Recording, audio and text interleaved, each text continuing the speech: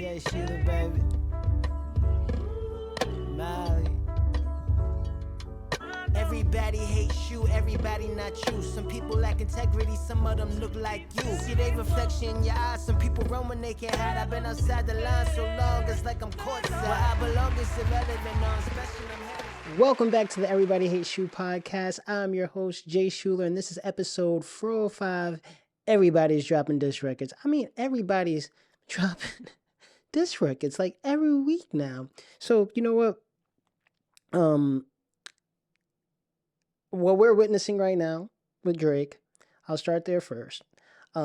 He said it on For the Dogs. He's fully embracing his villain era, and we're obviously here for it. But first, Rick Ross and Ye. What are we doing, guys? Why? Well, I understand that Drake took a shot at Rick Ross because Rick Ross obviously instigated this. So it's not surprising that Drake mentioned Ross. So Ross is kind of involved there. But still, it's like Jay-Z is not coming down from the Mount Rushmore of hip hop to bother with Minions, you know? Like, he's not coming down from his castle in the sky with Beyonce to debate about the big three. His position is etched in hip hop history. Ye, what are you doing? You keep just finding ways every year to just tarnish your legacy, okay? And then I understand. And a lot of these artists in a big three will even say Ye at some point was an influence for them. So why are you doing this? It's making me feel like there's some truth to Drake getting at Kim because you seem obsessed with him. And let's not forget, okay, that Kanye was a part of almost damaging Drake's career before it even took off with that terrible video he did for Best I Ever Had. Like, do you guys remember that music video? Single, took off. Music video is trash, and Kanye directed it, and Kanye is great at directing music videos. I have no idea what happened. Was it sabotage? I'm joking a little bit, but what is your obsession, bro? Like, and then he took a swipe at Cole. It's like, I don't know, Ye. Like, drop Vultures too. Like, we don't care. I don't care. The value in you speaking just drops. And if you want to talk about a Ye versus Drake, and you talk about Ghost Rider, since that's what everyone's defense for this rap battle is when it comes to him getting shots and landing them on Kendrick. Ye is known for having Ghost Riders, but they always say it's just a collaborative effort. He just has a bunch of producers and a bunch of different rappers in the room. He's just pulling from everyone. It's like the greatest thing since Quincy Jones. Quincy Jones was orchestrating musicians. I mean, like, don't get me wrong, you're a musician if you're writing, but like instrumentation and music artists with instruments, like, so people writing for you is just people writing for you. You can dress it up for Ye, but not dress it up for Drake, and it still rings true. The only difference is, and anyone will tell you, because Ye was writing for people as well, just like Drake, but there's a clip of Twista saying it, like, a rapper who can write for themselves, an artist, period, but can still has the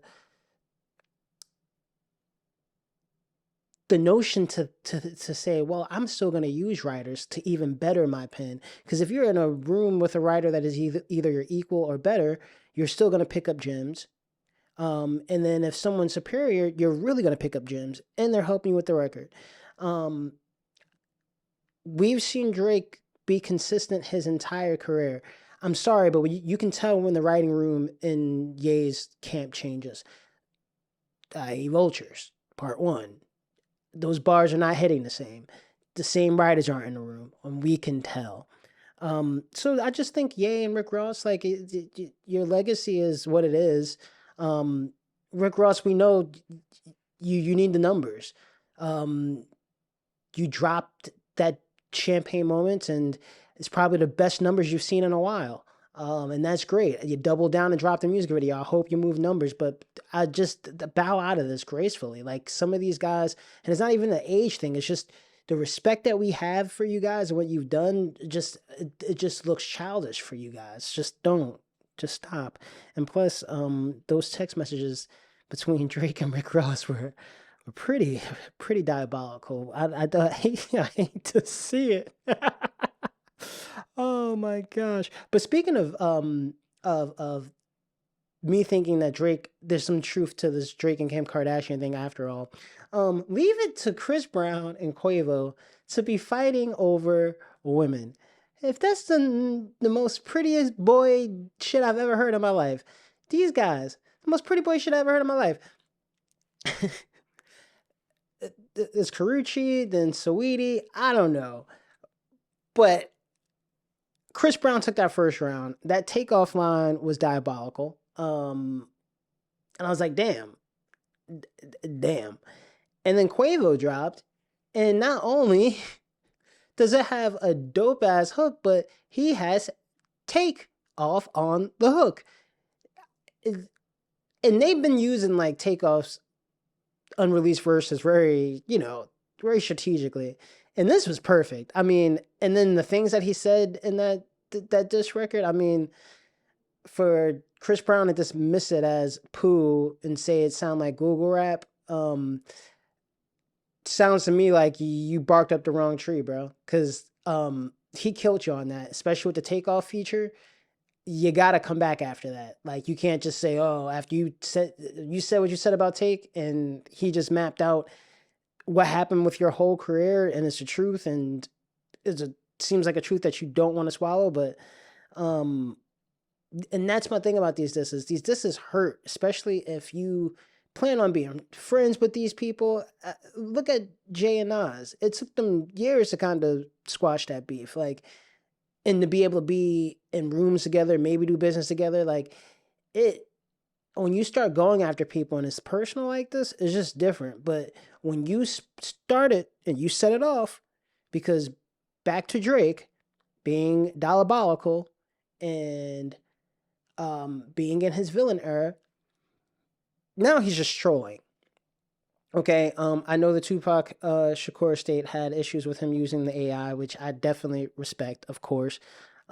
Which, if y'all haven't checked out Dear Mama, that's narrated by Afeni Shakur, the late great Afeni Shakur, you can see how intentional she was about Tupac's legacy living on. Like, we think all of those remix albums and all those verses that were coming out were just people being greedy. I did not realize how integral to that operation Miss Afeni Shakur was, and she was a part of him being known around the world the way he is. The music definitely, but she made sure that his legacy lived on. So I understand and respect. But when it comes to trolling and pretty much dissing him with West Coast icons and then Tupac Shakur, who Kendrick obviously looks up to, it's genius. And people could say it's whack, it's corny, but right now they're going back and forth. Even Suge Knight came out and said something, and it's just funny because of all the things that have come out about Tupac and the things that people say in some of these interviews that seem to be suspect. And now so many people and I gotta respect it because a lot of these people are his family. It's just like coming out now to say something about his voice being used that way. I guess that does draw the line though, when it actually sounds like his voice. But to troll and to be like, nah, you're not getting out of this now, I love it. Especially the trash talk at the end saying, I know you in that New York apartment struggling. He's either setting Kendrick up because he has something else in his pocket, or Kendrick is about to drop an atomic bomb. I only think like there's just so much trolling and so much someone can say before you're like, all right. And just because I think Drake is winning right now doesn't mean that I don't think that Kendrick can come back with something that's dope. Like, I would never underestimate his pen, but right now Drake is a savage. He's out here. He got that dog in him, and I don't see anyone stopping him. Let's see what happens. Everyone's talking about, oh, give Kendrick time, give Kendrick time. This is my own thing, just like with Chris Brown with the Quavo diss, and then bowing out like, oh, and that's not the same way that Cole bowed out. This is it's like, oh, it's corny, so I'm not gonna. No, Quavo got off. Um, and in this situation, Kendrick started it with like that. First person shooter, I didn't see the subliminals. I guess people in the comments give me all the subliminals.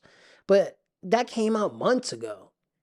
Like, and then all of a sudden we get like that. Okay.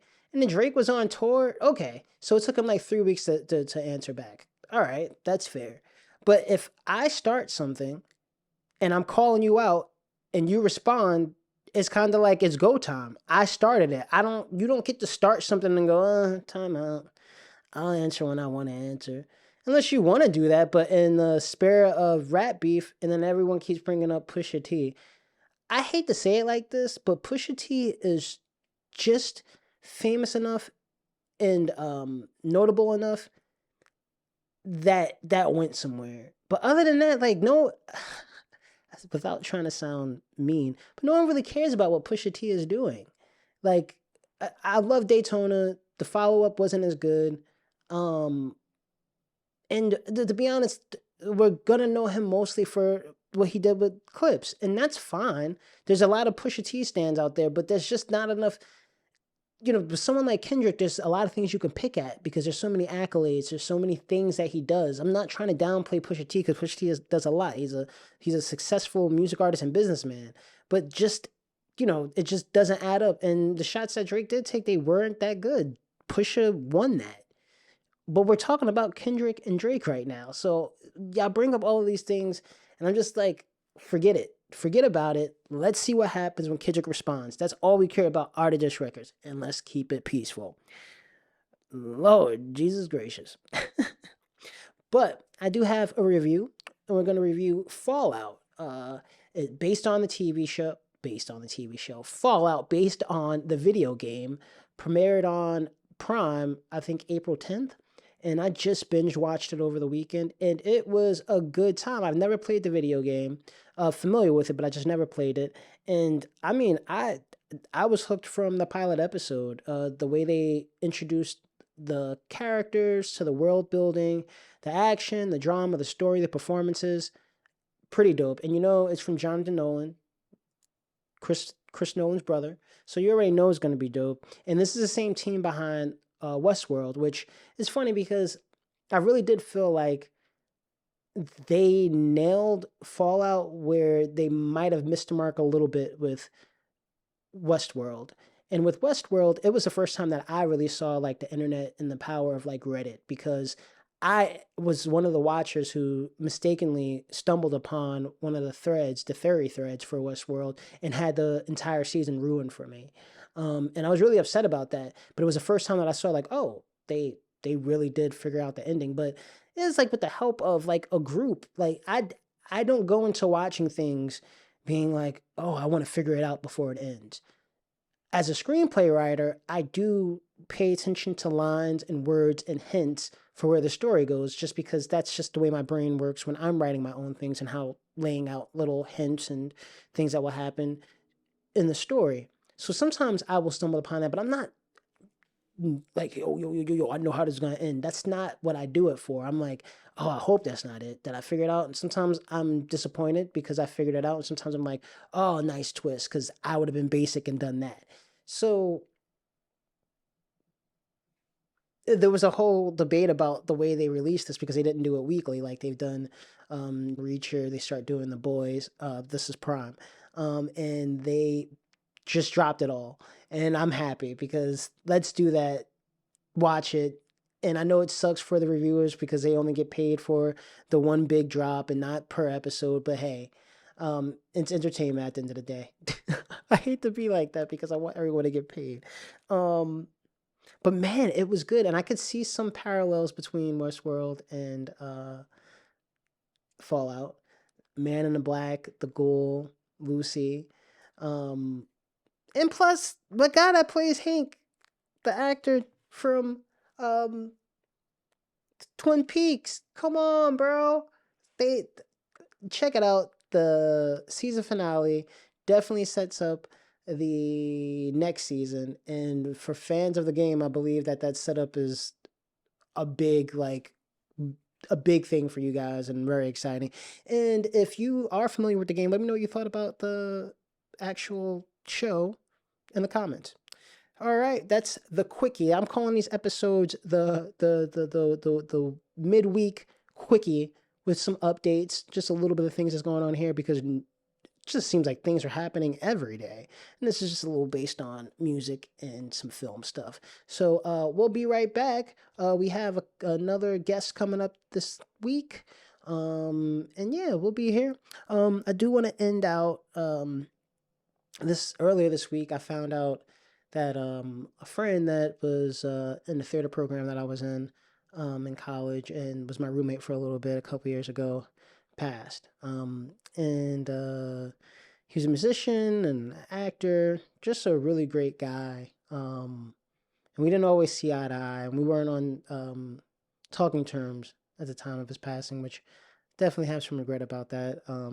That thing where you just think someone's always going to be there, and eventually, we'll wrap it up and talk and chop it up, and things will be cool. But we didn't get that chance. And I know he has family and friends who are feeling the loss.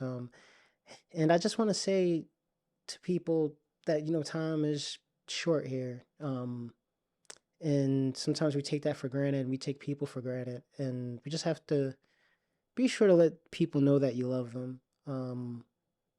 And in the past episode that I had with Aunt Katrina, we talked about legacy and death. And that's what I thought about with his passing. Just a great music artist, someone that inspired me.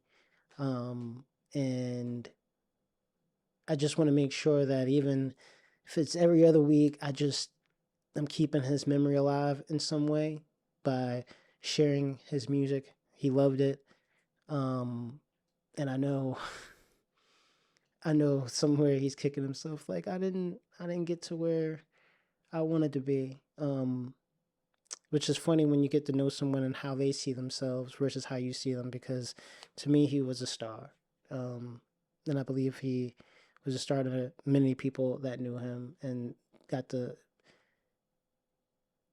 see, hear, and experience his art. So I'm just gonna leave you guys with a clip from Mr. Joseph Gehrman. Rest in peace, brother. I hope you're at peace. And as always, I love you and I'm proud of you. Peace.